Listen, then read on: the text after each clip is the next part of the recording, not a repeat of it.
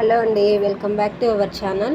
ఈరోజు మన రెసిపీ ఏంటంటే చింతతొక్కు పచ్చడి ఎలా తయారు చేయాలో చూసేద్దాం. ఎందుకంటే ప్రతి ఇంట్లో చింతకాయ ఊరగాయ అనేది ఉంటుందండి. దీంట్లో పల్లీలు వేసి పచ్చడిలాగా ఎలా చేయాలో చూసేద్దాం. ముందుగా స్టవ్ ఆన్ చేసి ప్యాన్ పెట్టుకొని శనగకాయ పప్పులు అయితే వేయించేసుకోవాలండి. ఇలా దూరగా వేయించేసుకోవాలి. పచ్చిమిర్చి కూడా వేసి కొద్దిగా వేయించుకోవాలి. పల్లీలు అయితే మిక్సీ పట్టేసాను. ఇప్పుడు వేయించుకున్న పచ్చిమిరకాయలు వేస్తాను.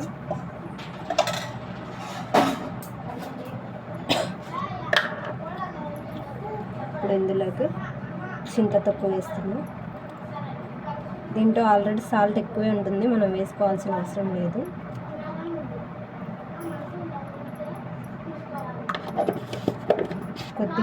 కొద్దిగా వాటర్ వేసుకొని మెత్తంగా మిక్సీ పట్టేసుకోవాలి.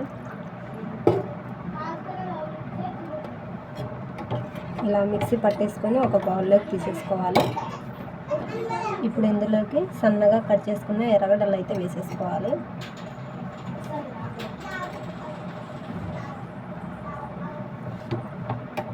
ఇంతే అండి, చింతకాయ తొక్కు పచ్చడి. టేస్ట్ అయితే చాలా బాగుంటుందండి. మీరు కూడా ఖచ్చితంగా ట్రై చేయండి. ఎలా వచ్చిందో కామెంట్ చేయండి. అండ్ మీ ఫ్రెండ్స్ అండ్ ఫ్యామిలీస్కి షేర్ చేసి సబ్స్క్రైబ్ చేసుకోవడం మర్చిపోకండి. Thank you.